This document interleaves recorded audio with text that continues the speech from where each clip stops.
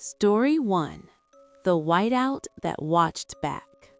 A blizzard doesn't arrive suddenly.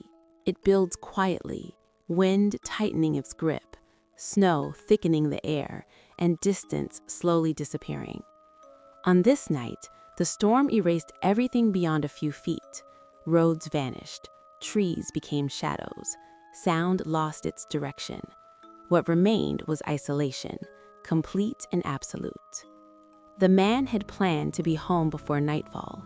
He knew these roads. He had driven them for years. But winter doesn't respect familiarity.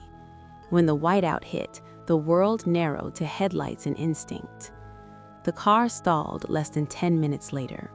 The engine died without warning, swallowed by the cold. Outside, the wind screamed like something alive, pressing against the metal frame as if testing its strength. Snow piled against the doors almost immediately, sealing the vehicle in place. Inside the car, time slowed.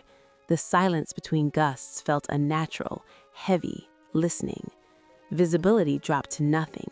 There was no horizon, no sky, no ground, only white. Then something changed. Not the weather, the awareness.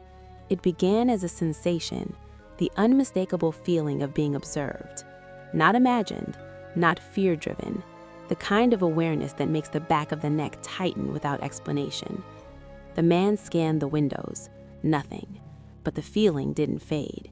Minutes passed, then longer. The cold crept inward, crawling through layers of clothing, through skin, into bone. The heater was useless. Breath fogged the windshield instantly, forming uneven patterns that distorted the outside world even further. That's when the marks appeared. Not footprints, not shapes in the snow. Condensation patterns on the glass began to change, forming slowly, deliberately, as if something warm stood close to the car, breathing against it from the outside. The patterns didn't match wind direction. They didn't fade. They stayed. The sensation intensified. The certainty grew heavier. Whatever stood beyond the glass was not lost. It was not confused. It knew exactly where the car was, and it wasn't moving. Hours later, rescue crews found the vehicle buried almost completely, snow packed tight around the doors, frozen solid. The man inside was alive, barely conscious, hypothermic, unresponsive.